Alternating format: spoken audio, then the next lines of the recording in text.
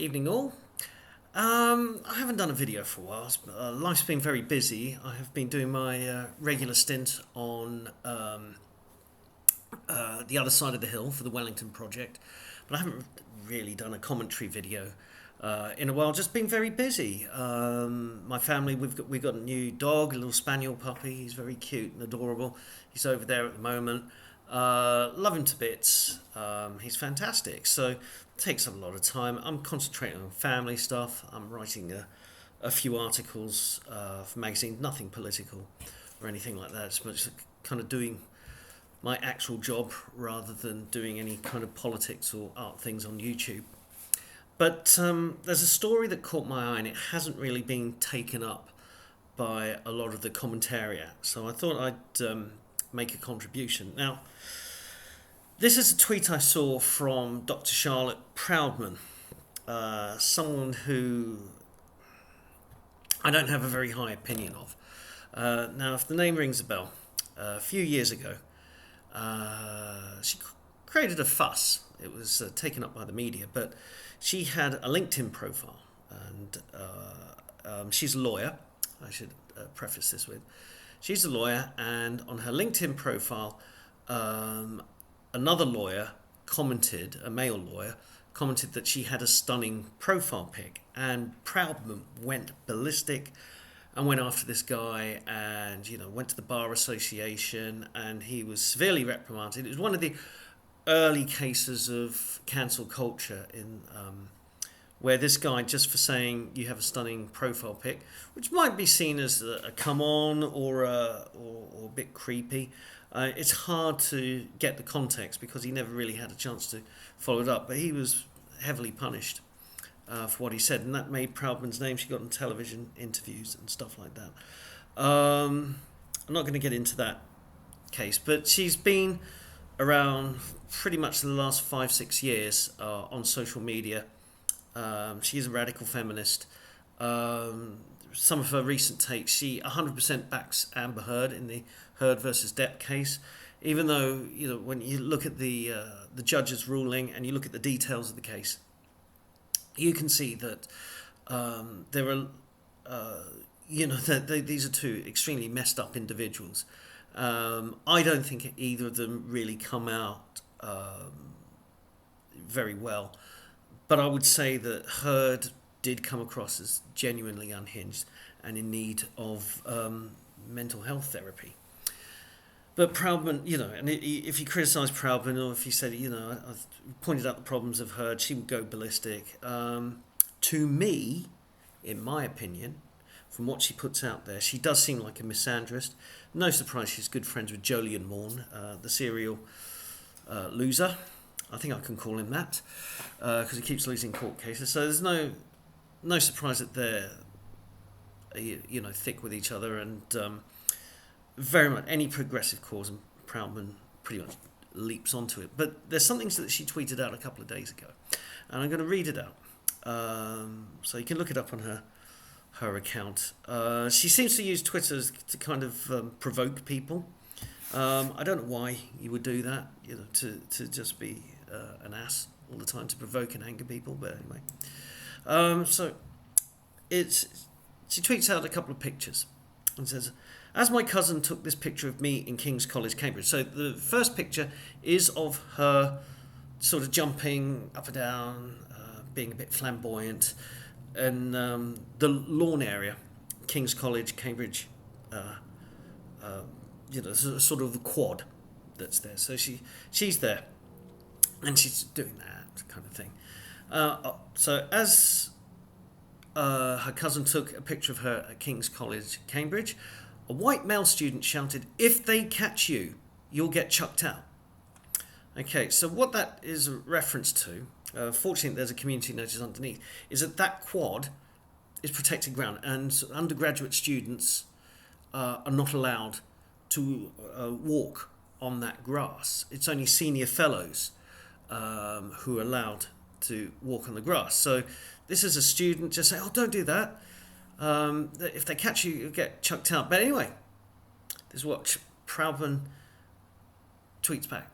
Said to him, "I sharply told him I belong here.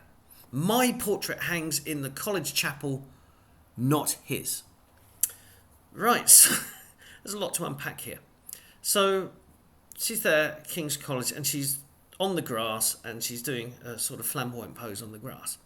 Okay, and that's against the rules if you're an undergraduate student. So along comes a student and she notices, the first thing she notices about him, it's not that he's a student, he's white and male. So that tells you a lot about her. That's what she sees in people first and foremost. She doesn't see, oh, it's a student, it's an undergrad. And he's going, if they catch you, you'll get chucked out. So does he even know who she is? Do you know who I am? Is the kind of Proudman's response here, in not so many words. If they catch you, that's a warning. That's like, you can't park here, mate. It's just, it's not something to get het up about. But anyway, as a student, just says, oh, if they catch you, you'll get chucked out. Now, what's a standard response? What's a non-confrontational response to that? Is it, don't worry, I'm a fellow here, I'm a senior fellow, I'm allowed to do this, I have permission, that kind of thing. Now, looking at the picture of Proudman there on the grass, she's doing this pose.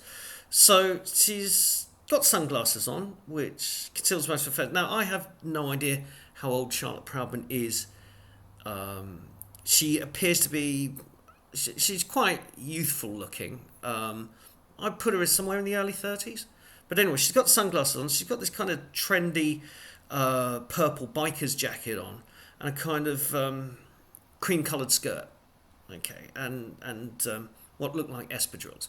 So she kind of would look a bit like a student. She doesn't certainly look like a senior fellow of a college. She kind of looks studenty. And so with the sunglasses on, it would be unreasonable for that student to think she's an undergrad student. Okay, she kind of looks like one. So she then follows it up. If they catch you, so she sharply tells him. So in this, she escalates it. She absolutely escalates it. And if you've followed Proudman on Twitter, or if you're aware of her campaigns, you're aware of that story of the LinkedIn profile picture, you know that her method is to escalate situations. So rather than she is never polite to anyone. So if somebody says something that she's not, she doesn't approve of, instead of just like gradually setting boundaries, saying, actually, no, I am a fellow here, or, well, thank you for commenting on my picture, but I don't think that's really appropriate. She dials it up to 11. So, that man must be sacked. He must be brought before the Bar Association. So she has to sharply tell this white male student, I belong here. I belong here? Well, I mean, is she working? I belong here. Well, he belongs here. He belongs there. He's a student at King's College, Cambridge. They both belong there. Is the cousin a student? They're visiting. I don't know if Charlotte Proudman's visiting, because I know she has a legal practice. She writes books, but anyway, I belong here. Which is a very strange reaction. It's like, no, I'm allowed to do this. I'm a fellow. But anyway, my portrait hangs in the college chapel. Ooh, oh, we do think highly of ourselves, don't we? Not yours. You don't have a portrait in the college chapel.